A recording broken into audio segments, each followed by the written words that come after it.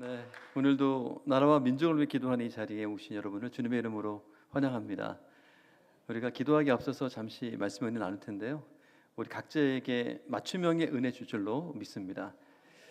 자, 개인적으로 이곳에서 12년 만에 설교를 하는 거예요. 와 보니까 옛 생각이 나네요. 네, 그리고 개인적으로는 서초 예배당 은혜 촛불보다 여기가 더 예배 분위기가 좋은 것 같습니다. 주별로 계속 하시면 좋겠습니다. 제가 올해 남사역 2반을 섬기고 있어요. 우리 함께 오신 집사님들 저 뒤에 5분 계시는데 감사합니다. 네, 네. 저희가 14명이 훈련생으로 구성되어 있는 반이거든요. 5개 반에서 각각 올라오셨습니다. 여러분 아시는 것처럼 훈련 교재가 같고 또 훈련 커리큘럼이 같다고 할지라도 어떤 사람들이 모여 있느냐에 따라서 훈련의 결과물이 달라요. 맞죠? 네.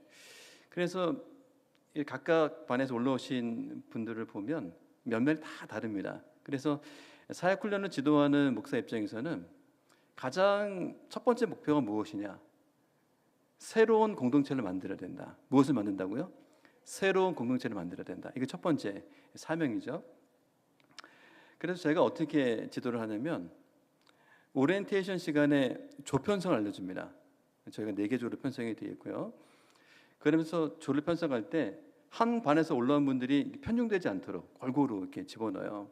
그리고 나서 조장들한테 연락을 합니다. 우리가 첫 훈련 시간에 미션이 있다. 다들 깜짝 놀라요. 시작도 안 했는데 무슨 미션이냐. 3가지를 줍니다. 첫 번째는 조 이름을 만들고, 두 번째는 조 구호를 만들고, 세 번째는 뭐죠? 드레스 코드를 맞춰와라. 그러면요 조장들이 사전 모임을 열심히 해요. 그러면 자기의 생각을 나누고 또 서로의 공통점과 차이점도 알게 되고 제자훈련에 어떤 은혜를 받았는지 또 사역훈련에서 어떤 은혜를 기대하는지 많이 나누게 될 거 아니에요. 그러면 상당히 친밀해진 상태에서 사역반 첫 시간에 오게 됩니다. 그러면 제가 진행을 하다가 갑자기 또 하나의 미션을 줘요. 그 무엇일까요? 찬양 율동 만들기. 네.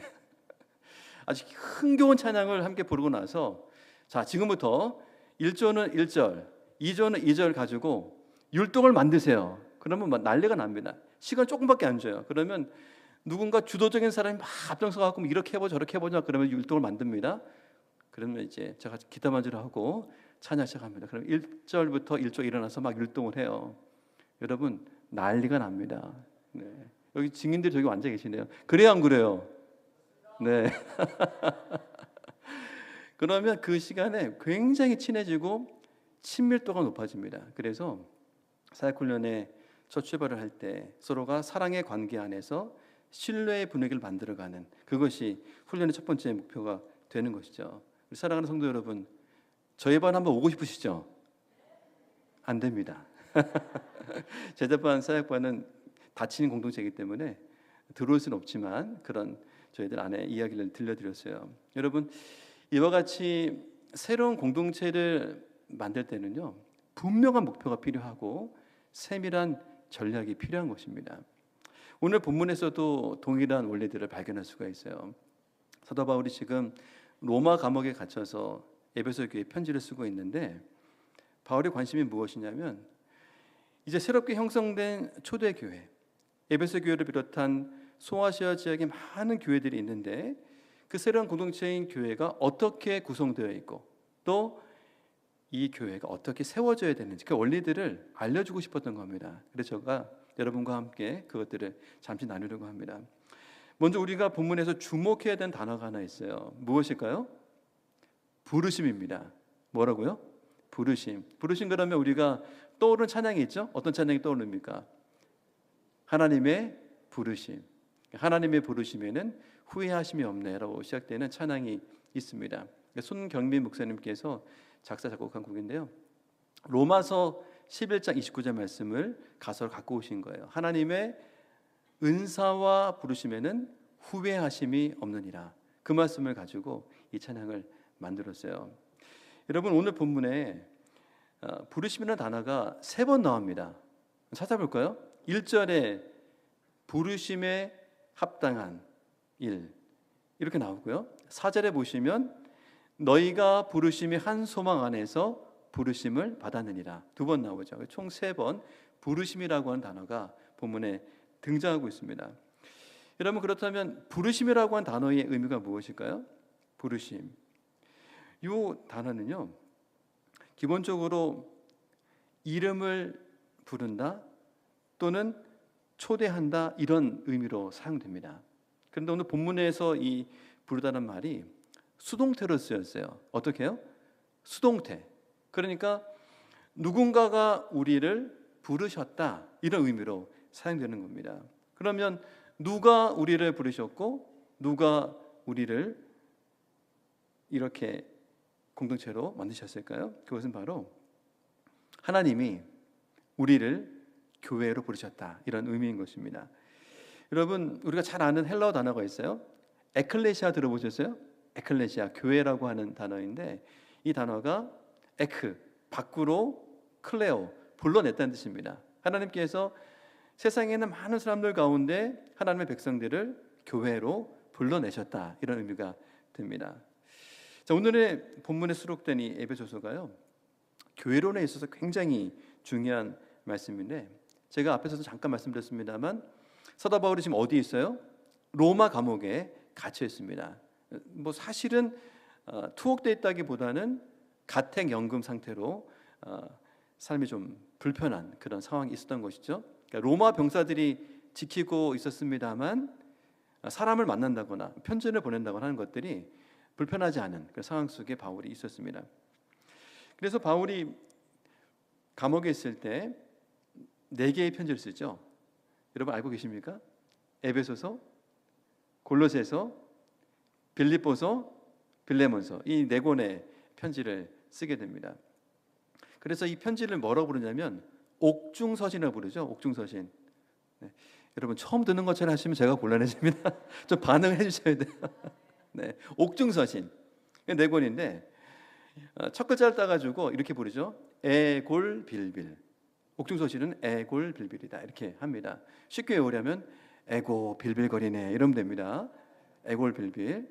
그러니까 바울이 3차 전도 여행 때 에베소를 중심으로 사역을 했었는데 에베소를 거점으로 해서 소아시아 지역 전역에 교회가 세워졌어요. 아시는 바대로 바울이 낮에는 천막 만드는 일을 했고요. 이제 밤에는 도라는 소원을 빌려서 제자들을 많이 양육하고 훈련시켰습니다. 그분들이 소아시아 지역 전역에 흩어져서 교회를 세웠던 것이죠. 자, 이 교회의 중심은 유대인이었을까요? 이방인이었을까요? 당연히 이방인이었습니다. 그래서 바울이 이 로마 감옥에서 에베소를 비롯한 소아시아 전 지역, 지금의 튀르키예 지역인데 이 지역에 편지를 보내면서 이방인들의 믿음과 헌신을 격려하는 거예요. 그리고 이 교회들이 특별히 에베소 교회가 소아시아 지역 교회의 거점 교회였기 때문에 이 에베소서를 통해서 교회는 어떻게 세워졌고 또 교회는 어떤 원리로 세워지는지를 설명하는 겁니다. 그래서 우리가 오늘 그 한 부분을 보려고 하는데요. 과연 본문에서 바울이 교회를 어떻게 설명할까요? 힌트는 4절에 있습니다. 4절 한번 보여주십시오. 자, 시작. 몸이 하나요 성령도 한 분이시니 이와 같이 너희가 부르심이 한 소망 안에서 부르심을 받았느니라. 아멘. 여기에서 교회를 나타내는 표현이 하나 있습니다. 무엇일까요? 앞쪽에 있습니다. 지나갔네요. 몸입니다. 몸. 교회는 몸이죠. 여러분 4절에 이어지는 12절에 보면 또 이런 본문이 나와 있어요. 다 같이 시작. 이는 성도를 온전하게 하여 봉사의 일을 하게 하며 그리스도의 몸을 세우려 하심이라. 아멘. 여기에서 그리스도의 몸이 무엇이라고요? 교회입니다. 교회. 네. 어떤 의미냐면 성도가 훈련을 통해서 이렇게 성숙하잖아요. 성숙한 그 성도들이 교회를 섬기는 일에 봉사하는 일에 참여하면 교회가 건강하게 세워진다 이런 얘기를 하는 것입니다. 자, 그럼 제가 질문 하나 더 해볼까요? 오늘 본문 4절에서 바울이 이렇게 말합니다. 몸이 하나요 성령도 한 분이시니 이렇게 말하고 있어요. 무슨 의미일까요? 첫 번째, 몸이 하나라고 하는 것은 우리가 교회가 하나라는 뜻입니다. 이것은 유대인이나 이방인이나 유대인이 혈통이나 배경에 관계없이 하나의 교회를 이룬다, 이런 의미를 담고 있는 것이죠. 바울이 에베소서 2장에서 이 교회의 원리를 굉장히 자세하게 설명해 주고 있습니다. 여러분 집에 돌아가시면 꼭 에베소서 2장을 여러 번 한번 읽어보세요. 교회의 원리와 정의들을 잘 아시게 될 겁니다. 다음으로 본문에서 성령도 한 분이시다 이렇게 말하고 있는데, 이것은 무엇이냐면 우리 안에 계시는 성령님이 동일하시다. 저와 여러분 안에 계신 성령님이 어떠하시다? 동일하시다, 이런 의미를 담고 있습니다. 우리가 잘 아는 말씀 중에 고린도전서 3장 12절 말씀이 있는데 하반절에 이렇게 되어 있어요. 또 성령이 아니고서는 누구든지 그리스도를 주시라 할 수 없다. 반대로 얘기하면 예수님을 주님이라고 고백하는 사람들은 성령이 함께 하시는데 동일한 성령이 우리 안에 내주하신다, 이런 의미인 것입니다. 그러니까 오늘 본문 3절에서 바울이 성령이 하나 되게 하신 것이라고 하는 표현은 교회를 말하는 것이고, 교회는 이방인이나 유대인이나 한 성령 안에서 한 몸을 이룬다, 이런 의미를 담고 있는 것입니다. 우리 안에 동일하게 계신 성령님이 우리를 교회로 부르셨다, 이렇게 이해하시면 좋은 것이죠. 자, 사랑하는 성도 여러분, 우리는 교회로 부름받았습니다. 우리는 한 몸된 공동체로 부름을 받았습니다. 맞습니까? 네. 우리가 그 사실을 믿고 고백하고 있는데요, 우리 주변을 돌아보면 이와 같은 원리를 거부하는 분들이 종종 있어요. 그 중에 대표적인 유형이 가나안 성도들입니다. 가나안 성도 들어보셨죠? 가나안 반대로 뭐예요? 안 나가, 이렇게 되는 겁니다. 왜 안 나가냐? 내가 예수님을 너무 사랑하고 예수님은 나의 구주를 고백하지만 교회는 싫다는 거예요. 내 혼자서 충분히 신앙을 유지할 수 있다라고 말하는 분들이 가나안 성도들이죠. 여러분, 우리가 수년 전에 코로나 시대를 겪었어요. 그때는 정부가 방역 지침을 굉장히 세게 했기 때문에 우리가 이렇게 함께 모여서 예배할 수가 없었고 어쩔 수 없이 온라인으로 예배를 드릴 수밖에 없었습니다. 그런데 코로나가 잘 극복이 됐어요. 그리고 수년이 흘렀는데도 아직 여러분들처럼 현장에서 예배를 드리지 않고 온라인으로 드리는 분들이요, 약 20%나 됩니다. 네. 10명 중에 2명은 아직 교회로 나오지 않고 있어요. 그 이유를 물어보면 이렇게들 말합니다. 혼자 신앙생활해도 충분하다. 온라인 예배도 그런대로 은혜가 있다. 네. 교회에서 다른 사람을 안 만나니까 상처도 안 받고 좋다, 이런 말씀들을 해요. 근데 이게 한편은 이해가 됩니다만 굉장히 위험한 생각들입니다. 왜냐하면 하나님은 우리를 교회로 부르셨기 때문이에요. 하나님은 우리를 한 몸된 공동체로 부르셨기 때문입니다. 그래서 공동체 안에 다소 갈등과 어려움이 있을지라도 한 몸된 공동체를 이루는 것이 갖고 있는 유익이 훨씬 크기 때문에 이와 같은 생각들이 좀 위험한 것이죠. 그래서 우리 가나안 성도들이 자기 방어적으로 나홀로 신앙을 주장하고 계시는데, 이런 분들 빨리 공동체 안에 들어올 수 있도록 우리가 더 큰 사랑을 베풀어야 할 것 같습니다. 사랑하는 성도 여러분, 다시 한번 강조해서 말씀드립니다. 우리는 교회로 부름을 받았습니다. 우리는 한 몸된 공동체로 부름을 받은 것입니다. 이 사실을 꼭 기억하는 저와 여러분의 되기를 간절히 바랍니다. 자, 지금까지 드렸던 말씀을 정리하면 하나님이 우리를 한 몸된 공동체로 부르셨다. 우리는 교회로 부르심을 받았다. 이 얘기를 드렸습니다. 자, 그렇다면 한 몸된 공동체인 교회를 향한 우리의 바른 태도는 무엇일까요? 그것에 대해서 말씀드리고 싶은데 다시 한번 2절과 3절을 함께 들어보겠습니다. 2절과 3절입니다. 시작. 모든 겸손과 온유로 하고 오래 참음으로 사랑 가운데서 서로 용납하고 평안에 매는 줄로 성령이 하나 되게 하신 것을 힘써 지키라. 아멘.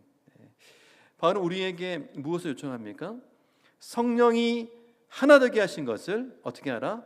힘써 지키라. 네. 힘써 지키라고 하는 이 구절을 우리 헬라어 원문의 뉘앙스 살려서 다시 번역하면 지키도록 힘쓰라 이렇게 되어 있습니다. 지키도록 힘쓰라. 네. 다시 말해서 바울이 에베소 교회 성도들을 향해서 성령이 하나 되게 하신 것, 그 교회를 힘써 지켜라. 그 교회를 지키도록 힘써라. 이런 말을 바울이 강조하는 것이죠. 자, 그렇다면 성령이 하나 되게 하신 이 교회를 힘써 지키기 위한 방법은 무엇일까요? 오늘 2절에서 첫 번째 답을 알려주고 있는데요. 2절 한 번 더 보겠습니다. 2절 시작. 모든 겸손과 온유로 하고 오래 참음으로 사랑 가운데서 서로 용납하고. 네. 여러분, 우리가 교회를 힘써 지키는 첫 번째 방법은 겸손과 온유와 오래 참음과 사랑과 용납으로 무장하는 것입니다. 그 첫 번째 방법입니다. 겸손과 온유와 오래 참음과 사랑과 또 용납, 이 단어들을 쭉 이렇게 보시니까 여러분 누가 생각나세요? 예수님. 또 무엇이 생각나세요? 성령의 열매. 네. 우리 훈련생들 크게 얘기해 주세요. 네. 다 알고 있잖아요. 네. 이 5가지 요소가 바로 예수님의 성품이고 성령의 열매입니다. 먼저 겸손과 온유는 예수님의 성품이죠. 우리가 잘 알고 있는 마태복음 11장 29절을 보면 이렇게 말씀하고 있어요. 보여주실까요? 네. 시작. 나는 마음이 온유하고 겸손하니 나의 멍에를 메고 내게 배우라. 그리하면 너희 마음이 쉼을 얻으리니. 아멘. 예수님은 마음이 온유하고 겸손한 분이십니다. 예수님의 성품이 그랬다는 거예요. 그런데 그 예수님이 우리에게 뭐라고 명령하시냐면 나의 멍에를 메고 내게 배우라 이렇게 말씀하십니다. 이게 무슨 의미인가요? 우리가 예수님의 제자가 되어서 예수님의 성품을 닮아가야 한다. 이 말씀을 예수님이 도전하시는 것입니다. 이것이 굉장히 중요한 교회를 섬기는 원리가 되는 것이에요. 여러분, 지금까지 여러분들 교회에서 수많은 사람들을 만나보셨죠? 수많은 사역도 해보셨을 거라고 생각이 듭니다. 물론 이제 개인적인 경험은 차이가 있을 거예요. 하지만 교회 공동체 안에서 우리가 많은 사람들과 많은 사역을 경험하게 됩니다. 자, 그런데 한번 곰곰이 한번 생각해 보세요. 지금까지 내가 신앙생활 해오면서 내 마음속에 오래도록 감동으로 남아있는 그것이 사람입니까? 아니면 사역입니까? 내 마음속에 은혜의 흔적으로 오랫동안 기억되는 것이 사람입니까? 아니면 사역입니까? 여러분, 우리 속담에 이런 속담이 있죠. 호랑이는 죽어서 가죽을 남기고 사람은 죽어서 이름을 남긴대요. 이름이라고 할 때는 그 이름 안에는 그 사람의 인격과 삶이 다 들어가 있어요. 그러니까 아무개 그러면 그 사람은 이런 사람이었지라고 하는 인격이 드러나고 그분은 이런 일을 했지라고 하는 그의 삶이 드러나는 것이에요. 물론 인격과 삶이 딱 일치하는 게 가장 좋습니다. 그런데 경험을 해보면 어떤 분은 성품은 엄청 좋으신데 그만한 사역의 열매가 따라하지 않는 분들이 있어요. 반대로 성품은 좀 그저 그런 것 같은데 또 사역적인 열매가 풍성한 사람이 있습니까? 없습니까? 있어요. 그게 현실이에요. 제가 지금까지 사역해 오면서 또 신앙생활 해오면서 저의 마음속에 오래도록 기억되는 분들을 곰곰이 생각해 보면 어떠한 사역을 많이 했다기보다는 어떠한 성품으로 섬겼다고 하는 그 인격이 훨씬 많이 남는 것 같아요. 여러분 어떠신지 모르겠네요. 사람이 사역보다 더 오래도록 남는 것입니다. 사랑하는 성도 여러분, 그렇기 때문에 우리는 그 예수님의 온유하시고 겸손하신 성품을 본받아서 우리의 인격으로 교회를 지켜야 하는 줄로 믿습니다. 예수님을 닮은 인격으로 기억되는 사람들 되기를 간절히 소망하는 것입니다. 자, 다음으로 두 번째인데요. 두 번째 힘써 교회를 지키는 방법은 오래 참음과 사랑과 용납이라고 되어 있잖아요. 이 성령의 열매라고 말씀드렸습니다. 갈라디아서 5장 22절과 23절 함께 읽어보겠습니다. 시작. 오직 성령의 열매는 사랑과 희락과 화평과 오래 참음과 자비와 양성과 충성과 온유와 절제니 이 같은 것을 금지할 법이 없느니라. 아멘. 여러분, 성령의 열매는 성령의 인도함을 따라 살아가는 사람의 삶에 나타나는 열매를 말하는 것입니다. 바울이 여기에서 이제 9가지 열매를 말했잖아요. 이것은 각각 다른 9가지 열매라고 하기보다는 한 사람의 인격 속에 드러나는 9가지 요소라고 이해하는 게 훨씬 더 성경적입니다. 왜냐하면 여러분들 읽으셨습니다만 본문이 복수로 되어 있지 않아요. 단수로 되어 있습니다. 성령의 열매라고 되어 있습니다. 그래서 하나의 성령의 열매 안에 9가지 요소가 들어 있어야 된다, 이렇게 이해하는 것이 훨씬 좋은 것이죠. 근데 한 가지 더 기억할 게 무엇이냐면 사랑부터 절제까지 이 9가지의 요소가 균형 있게 담겨 있어야 돼요. 균형 있게 모든 요소가 다 들어가 있어야 됩니다. 예를 들어서 어떤 사람이 사랑의 요소는 엄청나게 많이 갖고 있어요. 뭐 남녀, 노소, 뭐 빈부귀천 상관없이 모든 사람을 품을 만한 사랑의 용량을 갖고 있는 사람이 있어요. 근데 이 사람이 절제라고 하는 요소는 요만한 거예요. 그래서 재정적으로나 관계적으로나 절제하지 못하면 어떻게 됩니까? 균형 잡힌 인격이 될 수가 없는 것입니다. 그래서 우리가 기억할 것은 우리가 성령의 열매를 맺어갈 때에 어떻게 해요? 균형 잡힌 성령의 열매를 갖춰야 되겠다, 이런 말씀을 드리는 것입니다. 조금만 더 나가서 생각해 보면 이 성령의 열매라고 하는 것이 사랑의 본질과 아주 밀접하게 연결되어 있습니다. 여러분, 사랑 그러면 떠오르는 성경이 있죠? 고린도전서 몇 장입니까? 13장 4절부터 한번 보실까요? 네, 시작. 사랑은 오래 참고, 사랑은 온유하며 시기하지 아니하며, 사랑은 자랑하지 아니하며 교만하지 아니하며 무례 행하지 아니하며 자기의 유익을 구하지 아니하며 성내지 아니하며 악한 것을 생각하지 아니하며 불의를 기뻐하지 아니하며 진리와 함께 기뻐하고 모든 것을 참으며 모든 것을 믿으며 모든 것을 바라며 모든 것을 견디느니라. 아멘. 사랑의 15가지 본질이 나와 있습니다. 사랑은 오래 참고, 사랑은 견디는 것이다, 이렇게 말하고 있어요. 여러분, 오래 참는 것과 견디는 것이 비슷하잖아요. 조금 차이가 있습니다. 무엇이냐면 오래 참는다고 하는 것은 사람에 대해서 인내하는 것입니다. 견딘다고 하는 것은 상황에 대해 인내하는 것입니다. 그러니까 우리가 사랑으로서 성령의 열매를 맺는다고 하는 것은 사람에 대해서 인내하고 상황에 대해서 인내함으로 오래 참는 거예요. 그것이 바로 우리들에게 요구되는 그와 같은 태도인 것입니다. 그래서 사도 바울이 이와 같이 에베소서와 고린도전서를 통해서 우리들에게 도전하는 바 무엇이냐?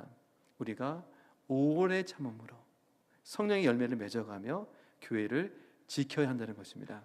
여러분, 그렇게 할 수 있을까요? 쉽지는 않지만 우리가 가야 할 길입니다. 제가 지금까지 말씀드린 것, 교회를 힘써 지키라고 하는 사도 바울의 도전을 받았는데 그 힘써 지키는 첫 번째 방법이 무엇이다? 우리는 예수님의 인격으로 교회를 지켜야 됩니다. 특별히 우리는 온유와 겸손이라는 인격을 갖추고 균형 있는 성령의 열매를 맺어감으로써 교회를 힘써 지킬 수 있는 것입니다. 그와 섬기는 저 여러분 되기를 간절히 소망합니다. 자, 이제 교회를 힘써 지키는 두 번째 방법이 나오고 있어요. 우리 함께 3절 말씀 읽어보겠습니다. 시작. 3절 말씀입니다. 평안에 매는 줄로 성령이 하나 되게 하신 것을 힘써 지키라. 아멘. 이 구절에서 가장 중요한 구절이 있다면 평안에 매는 줄이에요. 평안에 매는 줄. 간략하게 표현하면 평화의 끈, 이렇게 해석할 수 있습니다. 평화의 끈. 평안이 헬라어로 에이레네라고 하거든요. 이 에이레네는 우리가 잘 알고 있는 히브리어 샬롬을 헬라어로 번역한 거예요. 평안이라는 뜻입니다. 이 본문에서는 이 샬롬, 에이레네가 어떤 의미로 쓰였냐면 관계적인 평안이라고 해석할 수가 있어요. 어떤 평안이냐면 관계적인 평안입니다. 쉽게 표현했을 때 서로 사이가 좋다, 관계적으로 원만하다, 이런 의미로 말할 수가 있는 것이에요. 그래서 우리가 이 본문에서 평안의 매눈줄로 성령이 하나 되게 계신 교회를 힘써 지키라라고 하는 것은 교회 안에서 관계적인 평안을 이룸으로써 교회를 지켜야 된다, 이런 의미로 해석할 수가 있습니다. 자, 그렇다면 우리가 교회 안에서 또는 성도들 사이에서 이 관계적인 평안을 어떻게 누릴 수가 있을까요? 우리가 여기서 한 가지 생각할 것이 있는데, 화목의 개념에 대해서 한번 생각해 봐야 됩니다. 화목. 우리 홀리생들 한번 제가 설명드린 적이 있습니다. 이 화목은요, 속죄와 관련되어 있어요. 여러분, 하나님은 어떤 분이십니까? 하나님은 공의로우신 분이세요. 하나님은 공의로우시기 때문에 죄를 미워하십니다. 그래서 죄인을 반드시 벌하셔야만 하는 거예요. 그런데 에덴 동산에서 아담과 하와가 어떻게 했죠? 하나님이 금하신 선악을 알게 하는 나무의 열매를 딱 먹었습니다. 범죄한 것이죠. 하나님께서 그들을 저주하시고 에덴 동산 밖으로 쫓아내셨어요. 무엇을 의미하냐면 하나님과 사람의 관계가 끊어졌다는 것입니다. 관계적으로 평안이 상실됐다는 그런 의미가 되는 것이죠. 그런데 하나님께서 예수님을 이 땅에 보내셨어요. 그리고 예수님을 하나님과 사람 사이에서 화목 제물로 딱 세우셨습니다. 예수님 십자가에서 화목 제물이 되실 때에 하나님이 인간에게 쏟아 부어야 되는 진노를 예수님께 쏟아 부으셨어요. 우리가 받아야 될 마땅한 형벌을 예수님이 대신 받으신 겁니다. 그래서 예수님의 십자가의 죽음을 어떻게 표현하죠? 대속적인 죽음이다, 이렇게 표현하는 것입니다. 예수님이 십자가에서 화목 제물이 되심으로 대속적인 죽음을 맞이하셨다, 우리 이렇게 말하는 것이죠. 그래서 예수님이 그렇게 화목 제물이 되셨기 때문에 하나님이 우리들 어떻게 바라보세요? 여전히 죄인이지만 우리를 덮고 있는 예수 그리스도의 보혈의 공로를 보시고 우리를 향해서 의롭다라고 말하십니다. 칭의죠. 우리를 의롭다라고 말하십니다. 그래서 하나님과 우리, 거룩하신 하나님과 죄인 우리 사이가 관계적으로 회복이 돼요. 이것을 화목이라고 말하는 겁니다. 좀 이해가 되셨어요? 네, 이해가 안 된 분이 많은 것 같은데 어쩔 수 없습니다. 화목의 개념은 하나님과 죄인인 우리 사이가 관계적으로 회복되었다, 이런 의미인 것입니다. 여러분, 이거를 일상생활에서 제가 한번 예를 들어 설명해 볼게요. 제가 사역을 마치고 집에 들어갔어요. 저희가 세 식구거든요. 저하고 아내하고 딸하고 세 식구인데 집안 분위기가 썰렁합니다. 네. 아내는 소파에 앉아서 팔짱 탁 끼고 앉아 있고요. 애는 방에 처박혀 있어요. 뭔가 문제가 생긴 거잖아요. 제가 가장이니까 아내한테 갑니다. 여보, 무슨 일이 있었어? 아내가, 여보, 딸내미가 말도 안 듣고 말 함부로 하고 막 난리라고 막 하소연을 해요. 한참 들어줍니다. 이제 애기 방으로 가야죠. 너 왜 그렇게 됐니? 그랬더니 아빠, 엄마가요 맨날 똑같은 말만 반복해요. 네. 이유 없이 짜증내요. 막 이러면서 막 또 하소연해요. 그러냐? 저도 다 듣습니다. 그 다음에 어떻게 해야 돼요? 아내한테 가요. 여보, 우리 선우가 지금 사춘기잖아. 얘가 자아 정체성을 회복하고 만들어가는 과정 속에서 마음속에 많은 갈등이 있는 것 같은데 여보가 좀 이해를 해줘야 되지 않겠어? 그럼 어떻게 해요? 딸내미한테 갑니다. 선우야, 엄마가 요즘 갱년기다, 갱년기. 호르몬 이상으로 날뛰는데 네가 좀 참아야 되지 않겠냐? 이러면요, 각자 할 일을 해요. 아내는 부엌으로 가서 저녁 준비를 합니다. 애는 책상에 앉아서 공부를 해요. 때가 되면 식탁에 모여 앉죠. 그러면 서로 화목하게 밥을 먹습니다. 네. 이게 화목이에요. 네. 맞아요, 이게 화목입니다. 여러분, 제가 가장으로서 아내와 딸 사이에서 중재 역할을 하는 거잖아요. 네. 이것이 바로 성경이 말하는 화목입니다. 여러분, 바울이요 고린도후서 5장 18절에서 이렇게 말했어요. 같이 보실까요? 자, 시작. 모든 것이 하나님께로서 났으며 그가 그리스도로 말미암아 우리를 자기와 화목하게 하시고 또 우리에게 화목하게 하는 직분을 주셨으니. 아멘. 하나님이 우리에게 무엇을 주셨어요? 화목하게 하는 직분을 주셨습니다. 화목하게 하는 직분을 좀 더 쉽게 풀어서 말씀드리면 관계적 평안을 유지하는 역할. 다시 한번, 관계적인 평안을 유지하는 역할, 그것이 화목해 하는 직분입니다. 그러므로 바울이 오늘 본문에서 평안에 매는 줄로 성령이 하나 되게 하신 교회를 힘써 지키라 이렇게 말하는 것은 우리들에게 교회 안에서 화목하게 하는 직분을 잘 감당해라, 성도들 사이에서 관계적 평안을 유지하는 역할을 잘 수행하라, 이런 권면인 것입니다. 여러분, 그런데요, 이게 결코 쉬운 일이 아니에요. 결코 쉬운 일이 아닙니다. 여러분, 예수님이 하나님과 죄인 사이에서 무엇이 되셨다고요? 화목 제물이 되신 거예요. 자기 목숨을 내놓으신 겁니다. 그런데 우리에게 그 역할을 하라는 거예요.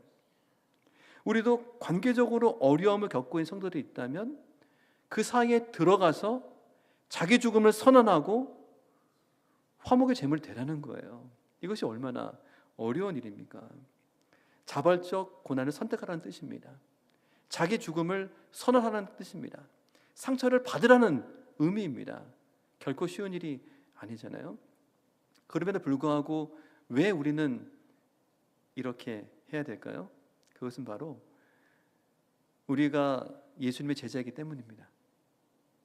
또 예수님이 그의 피값으로 교회를 사셨기 때문입니다. 여러분, 고린도전서 8장을 보면요, 바울이 음식에 대한 이야기를 쭉 해요. 우상 제물을 시장에서 파는 걸 가지고 많은 사람들이 얘기를 합니다. 먹어야 되냐 말아야 되냐. 이랬을 때 바울이 뭐라고 하냐면 믿음 없는 그 형제에 대해서 이렇게 표현했어요. 그리스도께서 위하여 죽으신 형제. 그리스도께서 그를 위하여 죽으셨다, 이렇게 말하는 거예요. 우리 안에 문제를 일으키거나 갈등을 유발하는 사람이 있을 수 있습니다. 그런데 예수님이 그 형제를 위해서 죽으셨다고 말하는 것입니다. 여러분, 우리는 예수님을 머리를 삼은 한 몸 된 공동체잖아요. 우리는 그리스도를 닮아가는 제자들이지 않습니까? 그러므로 예수님이 우리들에게 바라는 것은 우리가 예수님이 그를 위하여 죽으신 사실을 기억하면서 공동체 안에 그 사람이 하나 될 수 있도록 화목해 하는 직분을 잘 감당하는 것입니다. 우리 공동체 안에 관계적으로 평안을 유지하는 역할을 수행하는 것입니다. 그것이 교회를 힘써 지키는 방법이 되는 것이죠. 사랑하는 성도 여러분, 평안에 매는 줄로 성령이 하나 되게 하신 교회를 힘써 지키시기를 주님의 이름으로 부탁을 드립니다. 제가 오늘 본문을 통해서 크게 세 가지 말씀을 드렸어요. 첫 번째는 우리는 교회로 부르심을 받았습니다. 성령께서 우리를 한 몸 된 공동체로 세워주셨습니다. 두 번째는 우리가 이 한 몸 된 교회를 지킬 책임이 있는데 그 첫 번째 방법은 예수님의 성품을 닮아가고 성령의 열매를 맺어감으로써 인격적으로 교회를 섬겨나가는 것이라고 말씀드렸어요. 마지막 세 번째는 우리가 이 교회를 평안에 매는 줄로 힘써 지켜야 되는데 그것은 예수님처럼 우리가 화목 제물이 되어서 공동체 안에 관계적인 평안을 유지하는 것이라고 말씀을 드렸습니다. 잘 이해가 되셨습니까? 네. 자, 이제 이 동일한 원리와 방법을요, 우리 한국 교회, 이 나라와 민족에도 그대로 적용하면 좋을 것 같아요. 여러분, 올해가 한국 선교 140주년입니다. 알고 계셨어요? 네, 1885년에 4월 15일입니다. 부활주일 아침에 아펜젤로 선교사님, 언더우드 선교사님 배를 타고 인천 제물포항에 도착하세요. 이 어두운 땅에. 그때부터 한국 교회가 선교를 시작했습니다. 한국 교회 선교 시작됐습니다. 140년의 세월이 흘렀는데 그 사이 하나님께서 한국 교회에 많은 복을 주셨어요. 놀라운 부흥을 경험했습니다. 반면에 140년의 역사 속에 안타까운 것은 분열의 역사가 너무 많았어요. 우리 장로교회도 수백 교회로 지금 갈라져 있는 상황입니다. 그런데 기사를 보니까 지난주 목요일이네요. 4월 3일 날 세문안 교회에서 우리 예장 합동교단, 그리고 예장 통합교단, 그리고 감리교 교단이요, 다 같이 모여서 한국 선교 140주년 기념 예배를 드렸대요. 기사 보신 분 계십니까? 그 자리에 교단을 대표하는 목사님들, 교수님들, 그리고 선교사의 자녀들이 모여서 함께 예배드리고 축하 행사도 하고 학술 세미나도 했다는 것입니다. 얼마나 아름다운 모습이에요. 한국 교회가 이렇게 하나가 되어야 되는 줄로 믿습니다. 이 나라와 민족도 마찬가지죠. 여러분, 올해가 광복 80주년이에요. 그렇죠? 그런데 여전히 남북이 분단되어 있습니다. 남한 안에서도 얼마나 많은 갈등과 분열과 대립이 있어요. 우리가 지금 겪고 있는 이 대한민국의 모습을 보면 정말 기도밖에 나오지 않는 상황입니다. 이 나라와 민족 가운데도 성령이 하나 되게 하신 것을 힘써 지키는 우리 섬김이 필요하다고 확신합니다. 그리고 오늘 나라와 민족을 위해서 기도하기로 모였어요. 주빌리 통일 구기도회로 여러분이 섬기러 오셨습니다.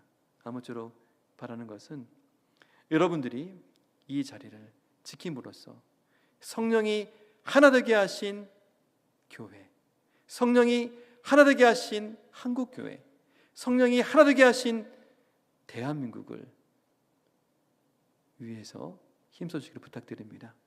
예수님의 온유한 인격으로 무장하시고 성령의 열매를 맺어감으로써 우리 함께 기도할 때에 하나님은 이 나라와 민족과 한국교회를 반드시 평안에 맺는 줄로, 하나가 되게 하실 줄로 믿습니다. 아멘. 잠시 기도하도록 하겠습니다. 살아계신 하나님 아버지, 오늘 말씀을 통해 교회의 하나됨에 대해 깨닫게 해주셔서 참 감사합니다. 우리는 한 성령 안에서 예수님을 머리로 삼은 한 몸된 공동체로 부름받았음을 믿습니다. 이제 우리는 성령이 하나 되게 하신 교회를 힘써 지키기로 결단합니다. 무엇보다도 먼저 우리가 예수님의 인격을 닮아감으로써 겸손과 온유로 무장하고 성령의 열매를 균형 있게 맺어가게 하옵소서. 또한 예수님처럼 화목하게 하는 직분을 잘 감당함으로써 평안에 맺는 줄로 교회를 섬기게 하옵소서. 주여, 한국교회를 불쌍히 여기사 복음을 위해 하나 되게 하시고 이 나라와 민족을 긍휼히 여기사 참된 샬롬을 경험하게 하옵소서. 우리를 부르심의 한 소망 가운데로 인도하시는 우리 주 예수 그리스도의 이름으로 기도하옵나이다. 아멘.